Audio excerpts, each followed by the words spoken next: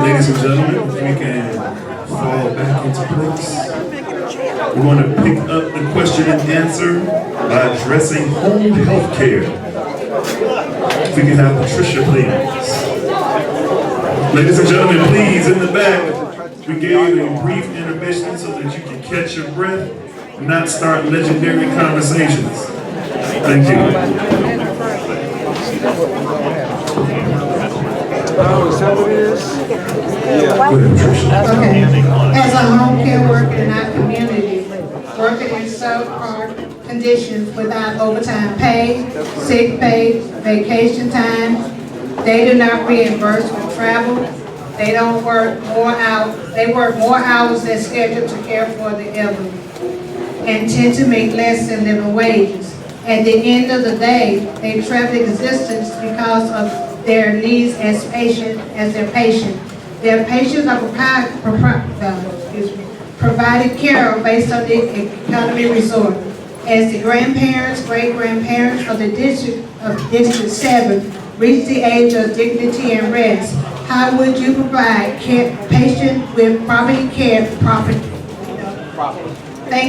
care, regardless of the elder's resource, and make sure that the home health care worker that provides the care are treated justly?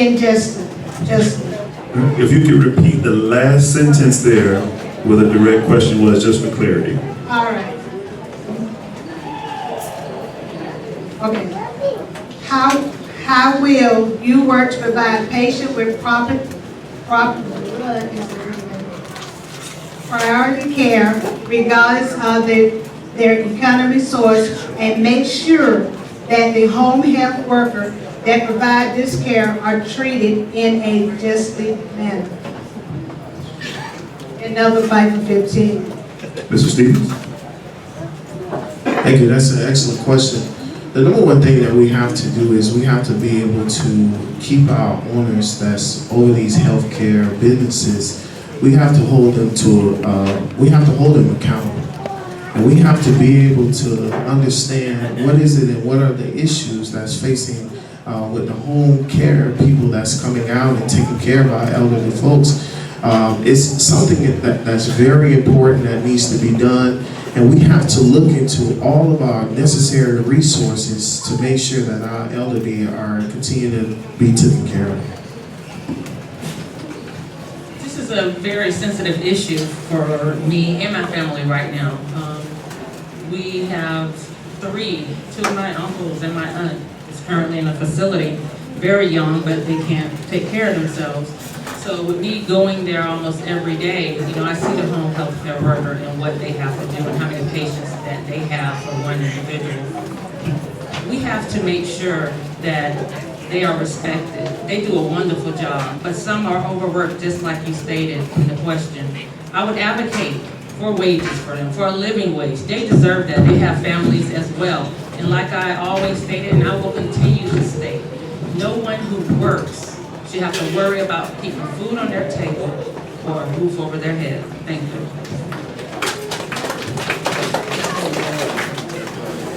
In September 2013, when the Department of Labor, after 40 years, finally had the guts to make it a law that mandates minimum wage and mandates overtime, everyone was excited.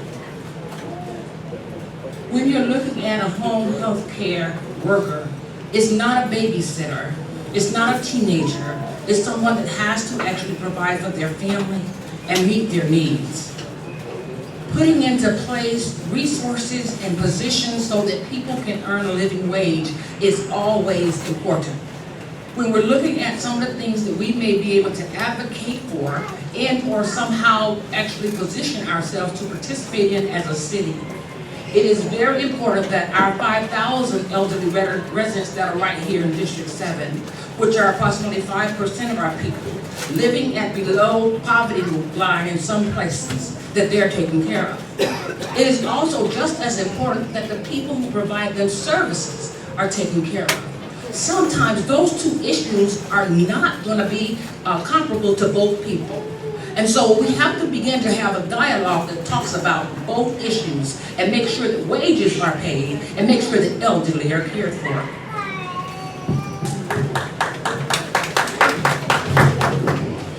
Thank you. As your council member, I would, unfortunately, this won't be directly related to a council person, but I would definitely advocate and lobby for you in Tallahassee where you can make this difference. It's going to be a hard and heavy lift because of the environment you currently have in Tallahassee. But you folks are organized, those folks are going to be organized. I've seen them in Tallahassee. I'm in Tallahassee every session for the last 9 years, so I see the workers up there. But as a council member, I would be more than happy to lobby on behalf and advocate upon reaching some kind of result for this issue.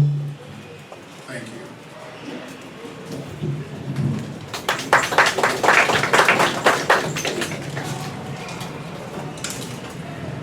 You know, in the past recent months, City Council has been able to help work with folks on issues just like this. It wasn't that long ago that the wage theft ordinance was passed here in St. Petersburg to protect the workers of St. Petersburg. You know, nobody should have to fight to get paid the money they deserve. And those companies that don't do it need to be held accountable. You know, there are specific rules. When you work, you need to be paid. And St. Petersburg has seen that. The wage theft ordinance is here to protect all of the workers within St. Petersburg. At no point does anybody deserve that. Until we stand up and hold those folks accountable who are taking advantage of the system and not taking advantage or not taking care of their workers, it's not going to change. You know, continuing to come together, continuing to have the conversation and make sure you're heard. That's where I, as a city council person, can help. I can make sure that complaint is heard through the living wage ordinance, and I will ensure that those employers are held accountable. Thank you. Now on the issue of child care.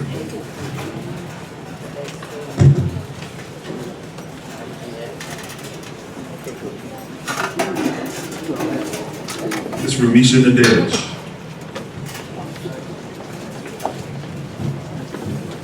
Good evening. I just want to make clear that you guys answer my question directly. Parents pay significant fees for child care services with the city.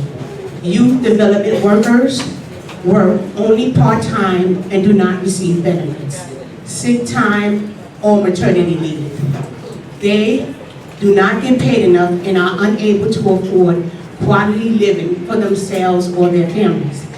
Yet they are responsible for the safety and the well-being of our children at the most crucial developmental stages of their lives. Yet they do not receive the respect they deserve for the job they do.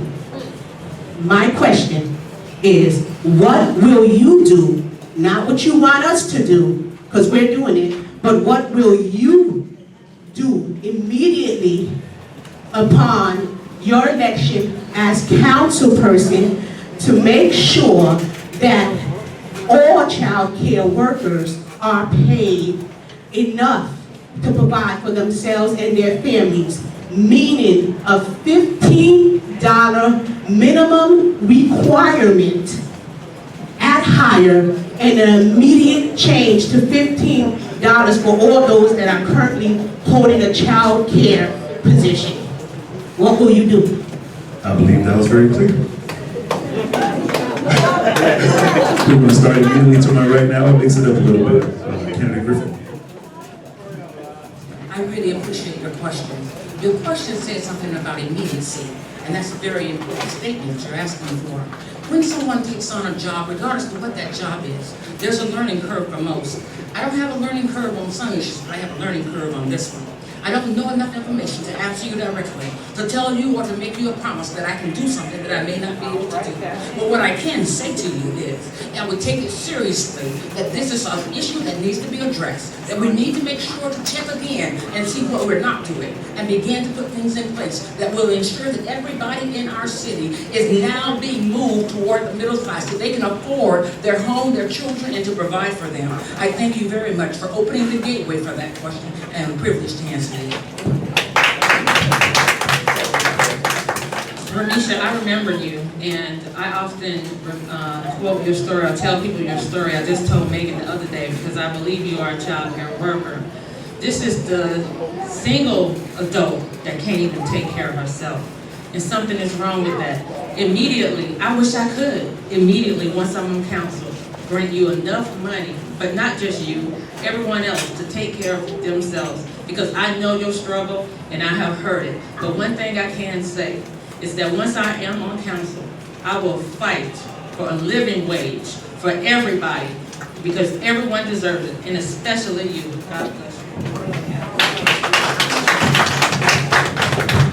Great question, ma'am. And actually, I can kind of relate to you because I've worked with the city of St. Petersburg Recreation Department in the child care field, where I had to leave because I couldn't take care of my son either. Like they said, it's nothing that can be done immediately, but we have to continue to fight. Those people that work with those kids every single day, day in, day out, plays a huge impact on our children, not only in District 7, but for the city. So we have to continue to fight for that wage and be able to make sure that our child care workers are taken care of. Even if we can't get to that point, what can we do to better the process? And not only the process, but better the minimum wage for you guys to have a living also, so you guys can take care of your family.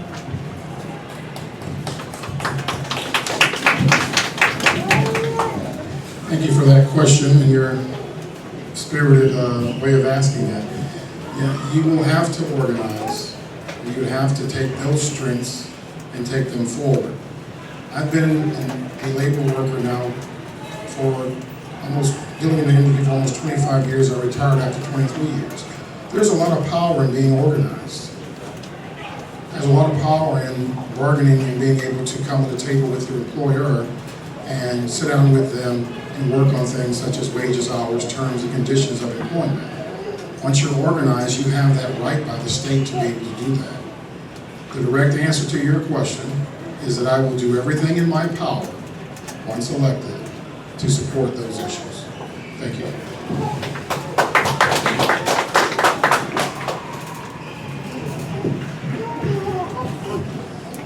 Thank you for your passion. Thanks for the job you do. You know, we have two boys that have gone through the Pinellas County school system, and that aftercare, the care they received, has made them the men they are. They're 14 and 15 years old now. They're in high school. We don't participate with it anymore.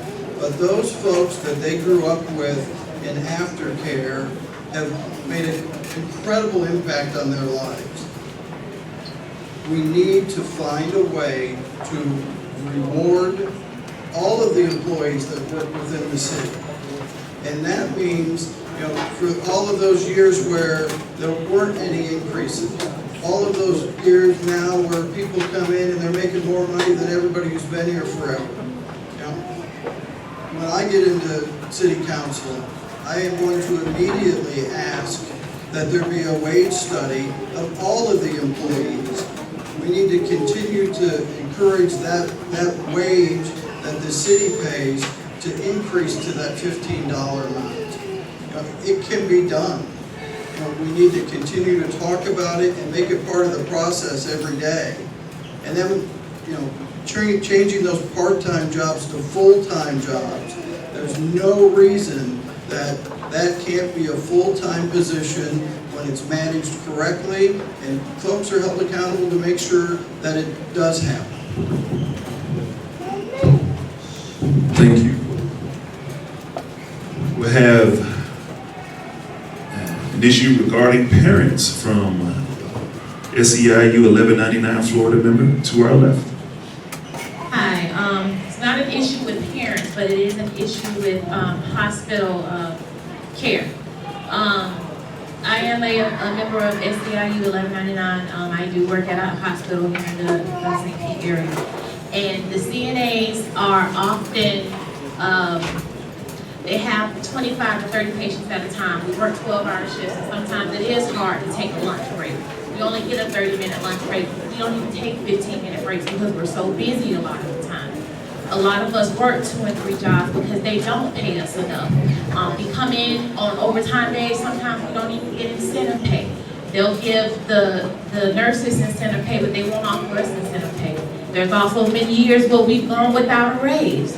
How can you help us get the patient ratio, patient to CNA ratio down, and also get it to where we can have $15 an hour plus incentive pay on top of the extra that we do?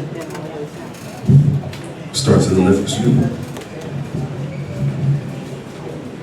Thank you, and I can sympathize with what you're going through. Sometimes the workloads are placed on people that are, these are incredible, insurmountable things to ask you to do, but employers do it all the time.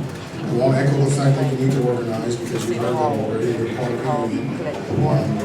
But I want to tell you, as a council member, I support that living wage. And for the employees that we have, we can move that rung up as quickly as we can to get them to that level.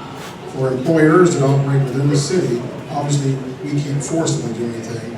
But as a council member, I was, work hard and support those issues, and try to have conversations with those partners that we have in the community, and encourage them to do the right thing and obey any type of a living ordinance that we pass. That's what I can promise for.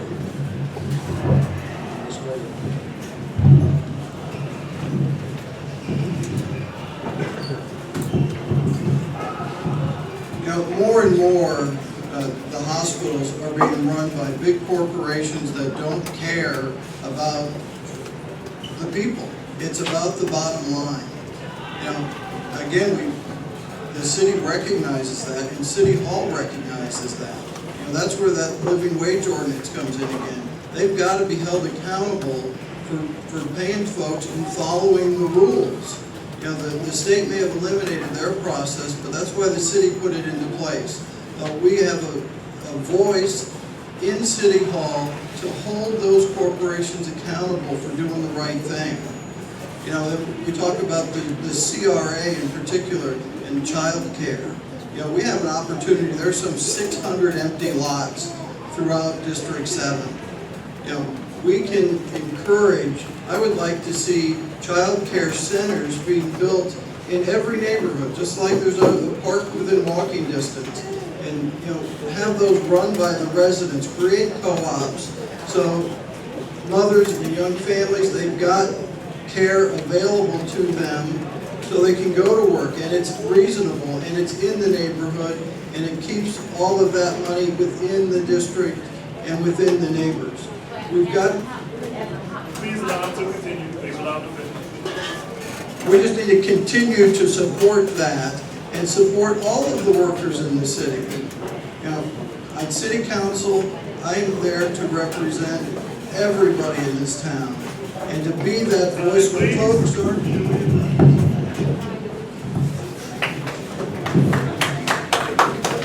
This is also a good question. Also, I have 2 sisters that's a CNA, so I understand and I hear all of the concerns and everything that comes forth. We have to just continue to work together and able to, in order to make a change. I don't believe, like we've been saying this whole entire time, it's going to come overnight, but we have to continue to work with organizations like yourself to go and fight for you guys, and also be that voice on the side of the city to be able to make sure that all of our city employees, all of our nurses, all of our CNAs, all of our child care workers are getting the minimum wage that you guys are requesting for. So I would definitely support that and work with you guys to make sure that this happens. I know your struggle. Believe it or not, I worked as a CNA. I could only take it a year because I felt as if what I was doing, I was not being appreciated for. I love working for the taking care of the residents and all of that, but to have one person trying to take care of 25 to 30 people at one time, that's impossible. You're tired, you go home, you don't really have a life. And then when you work that overtime, you look at your check, you're wondering what happened after I work 80 hours plus. So one thing I can do is fight for a living wage for CNAs. Having been there myself, I know the $8.05 or $7.50 that you were making before is nothing. So that is one thing that I can assure you. As far as cutting down on the ratio, the patient CNA ratio, we have to start holding the businesses accountable, like they was just saying.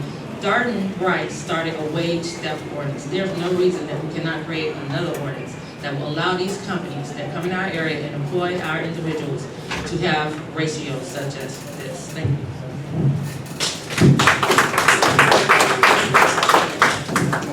When you inquired about getting patient ratios down, and then you talked a little bit about what we needed to do. When I was a CNA in high school and in college, I didn't have to pay for my home. I didn't have any kids that I had to make sure went to school at that time. One of the things about categorizing jobs and job descriptions is that somehow or another we want to tell people who have businesses exactly what they need to do. And we need to tell them to fix it.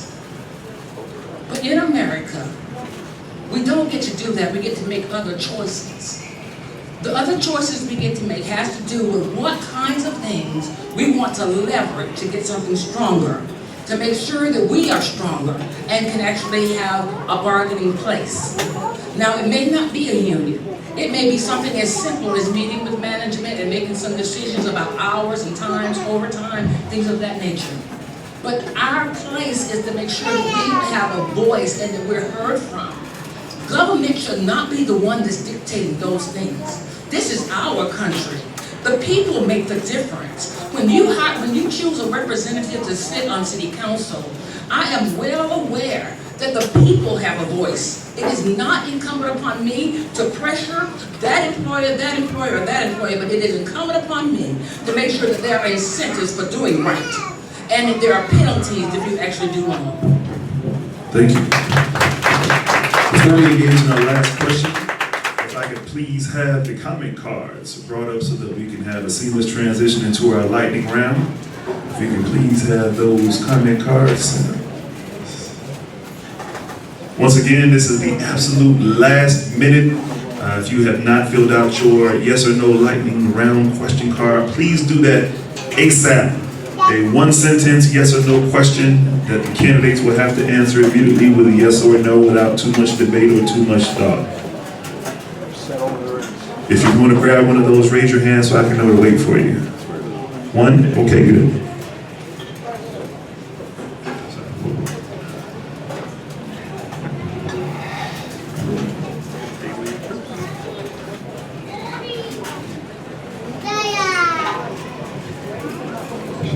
Okay. We will have our report by James regarding youth employment.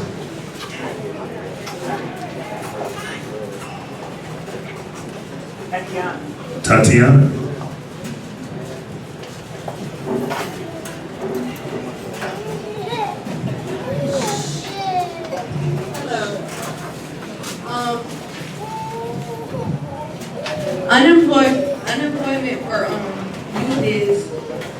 Unemployment for youth, especially young black males, are very high. It's the highest in the city. So, and Wingate Newton spent his last 8 years like fighting for job money and summer youth jobs and stuff for the youth. So, what can you guys do for District 7 that's going to help unemployment? All right, for this last question, I'll take a volunteer.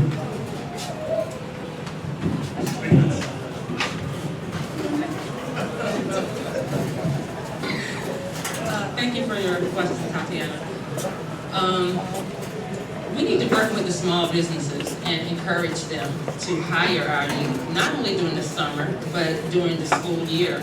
I remember when I was in high school, which wasn't that long ago, but I was able to go to school for maybe 3 periods, and then I was able to work And we need to bring that back. Our youth are so important to us.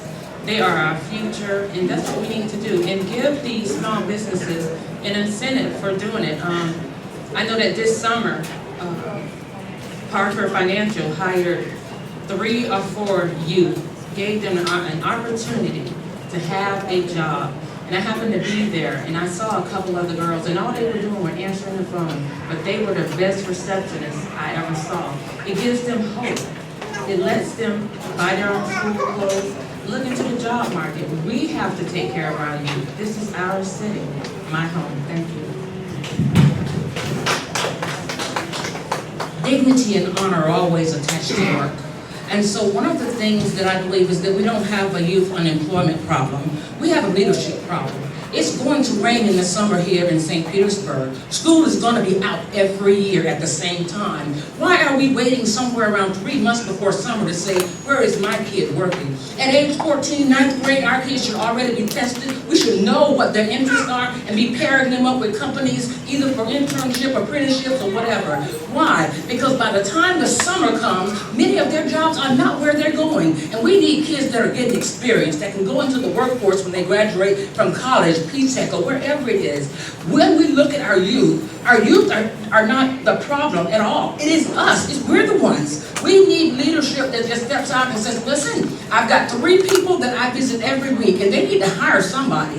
One of them needs to employ one of these kids. And I think if we take on the mantle as the leaders, then we'll begin to see our kids are not only in jobs, but they're in jobs that are meaningful to their future. Because we tested them, we know their abilities and their capabilities, and it is sharp and it's time to get to work.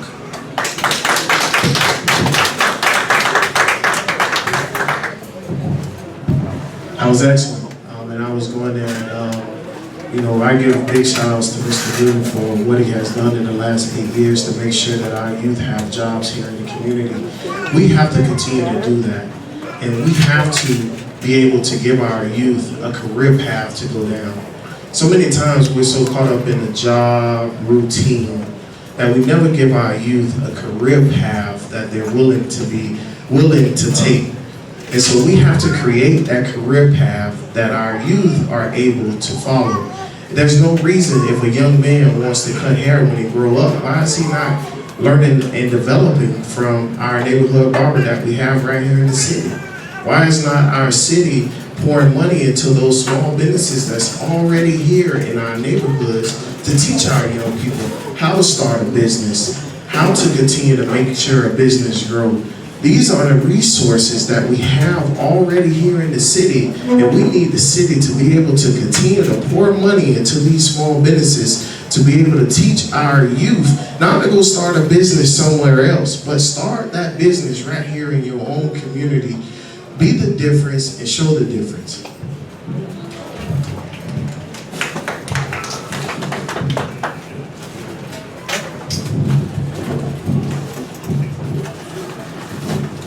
More than a decade ago, I spent time with the Pinellas Education Foundation.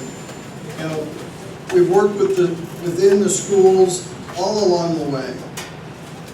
The Pinellas County school system has an opportunity to help continue to educate our young people, but they need help, they need support, they need partnerships with our outside businesses.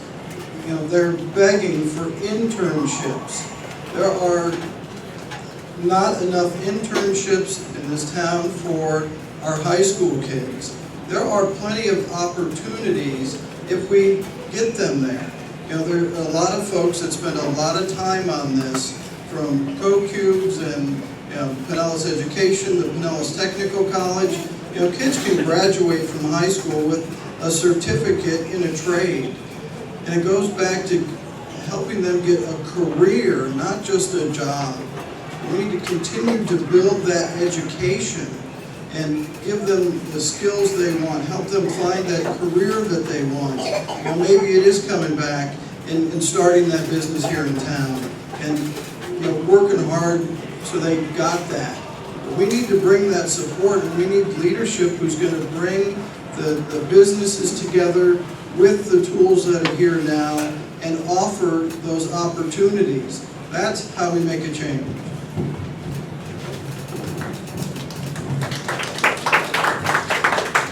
Thank you for that question. You know, we understand what the situation is in the Childs Park area, especially in District 7 with our youth. We have the largest concentration of youth in the city, African-American youth, that is. Your question is, what would I do as a new council member? I would simply work with my partners on council and the mayor to increase the funding, not just the current funding level, but to increase it. We don't have a funding problem, we just have a commitment problem.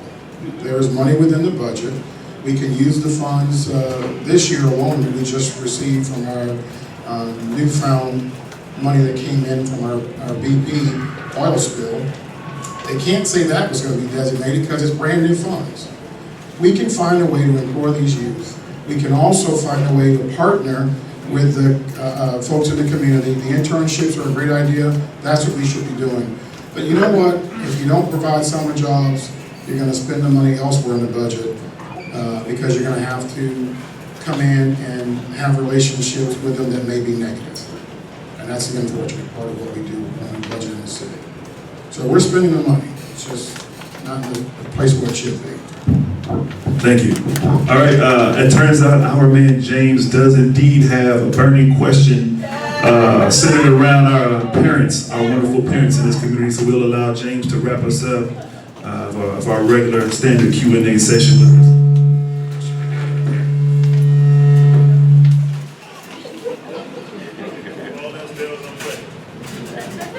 Families across the country are facing a crisis in childcare. Working parents can't afford quality childcare, and childcare teachers are struggling to get by. What would you do to make sure childcare teachers are paid enough to support their families and all parents have guaranteed access to quality affordable childcare?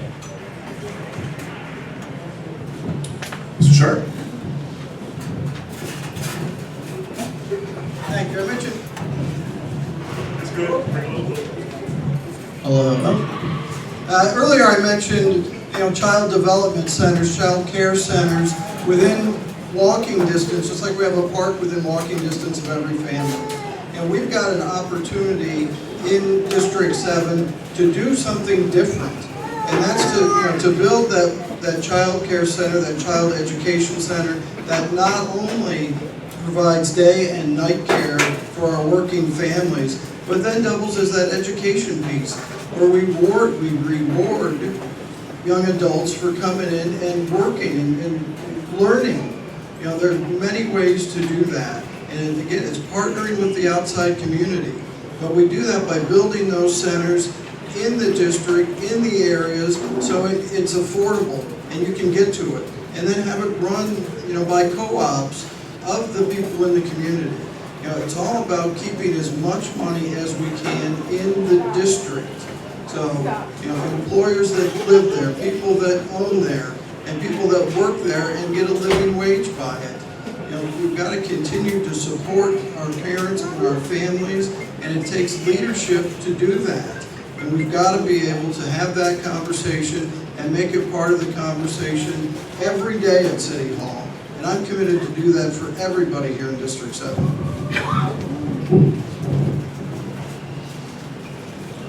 Thank you. I'm hoping that this is definitely something we can address through our Community Redevelopment Act. This gives us a great opportunity working with the parents, and I look forward to being able to do that. I always will support everyone making a living wage as part of my being on council.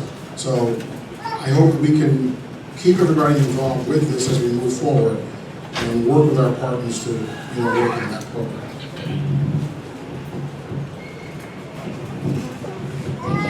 There are 11 million children under the age of 5 that are in child care across our cities and across the nation.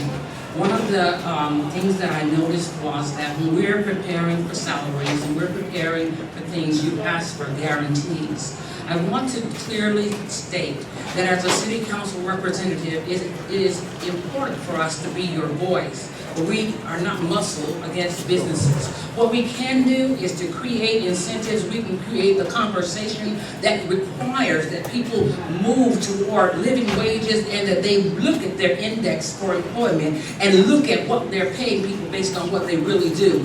It is in this city, this is the most vibrant time we've ever had, but it's also the most challenging time we've ever had. And so I look forward to working and making sure that the dynamics that are necessary to take care of this particular issue on child care is major. I have 8 kids in this city, and almost, let's see, four of them are under the age of 5. And so I want that my children know I get that. And 4 of them are under the age of 5. So we want to make sure to keep our ears tuned to see what we can get done and develop partnerships to move it forward. As I stated before, no one should have to worry about sending their kids to a failing school. I told you before, my grandkids, all 4 of them, attend Melrose. You know, everyone should have access to quality education, quality child care, and it starts with the living wage. Once I am on council, I am willing to continue to advocate for that, to make sure that happens for everybody. Thank you. We definitely have to continue to work on that. Something that we miss is one of our biggest funders that pours a lot of money into not only District 7, but the city is JWB. So we have to continue to strengthen that relationship with JWB and the money that they're already offering here in the city when it comes to the child care. These are the steps that we have to take in order for our kids that's getting ready to go to those elementary schools to have a fair advantage, just like any other child that's getting ready to go. So we definitely have to continue to work, and I'm going to do my best to work with you guys to make sure that our child care services are better, not only for our parents, but for our kids that's going to the next level. Thank you. If we can give all the candidates a round of applause. It's a good little moment to feel good and take a breather, because we're about to turn up the heat on them a little bit. As we close out, I promise you there will be a couple of fireworks. I know many of you have voiced displeasure with some of the answers, and you wished, the quote that I heard was, "I wish they would just give it to me raw." So you now have that opportunity. Candidates, you can only answer the following questions with a yes or no answer. No ifs, ands, buts, explanations, or political rhetoric is allowed. One word, yes or no. As a matter of fact, I'll keep the mic myself. We're going to go thumbs up or thumbs down so we can make it even faster. Is everybody with us still? You still with us? Okay. Everybody's thumb working? Raise it up nice and high. Let me see it. This is an example. Are all of you children of God? See, that was a sample question, just to make sure, right? Just making sure. If there's any atheists or Satanists in the room, I apologize. That's just how I roll. All right? So, long enough, so yeah, so you're a strong 3 count, so we can see where you are. All right, first question. Will you commit city funds to create more rallies to stop the violence and speak up? Yes. Remember that, write it down, put it on Instagram. Ooh. Councilman Newton, you make sure that you keep your hands down. I know you're excited about this one.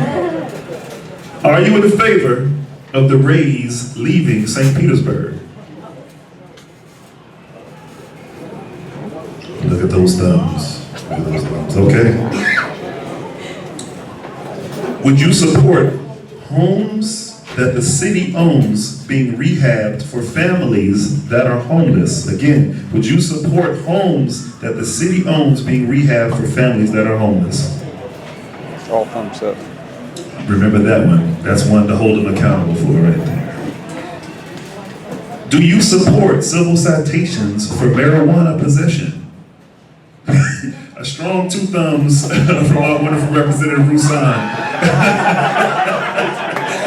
All right, remember those thumbs and the very large thumbs in the back, because I think those thumbs are going to be headed to the governor's mansion soon. Will you push for a $21 million summer youth work program?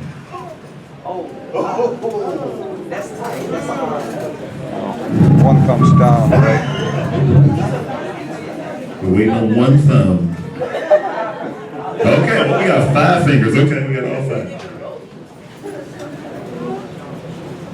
good. Will you fight to get equal or more funding for infrastructure improvements in Childs Park? Specifically for roads. All thumbs up. For road improvements, it says the roads are better in other areas, is the caveat. Do you support the 2020 plan? All thumbs up.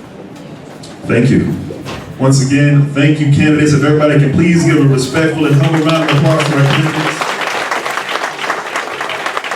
Once again, we would like to thank this guy Union for coming out to support the people of Days of Phase 15. Again, our wonderful folks in the audience, we have Councilman Newton, Representative Roussan. I believe that is our wonderful school board member. The flowers, yes it is, back there. And also, of course, Brother John Muhammad for hosting and once again holding our political candidates accountable to the community. I might have to follow up. Please travel safely.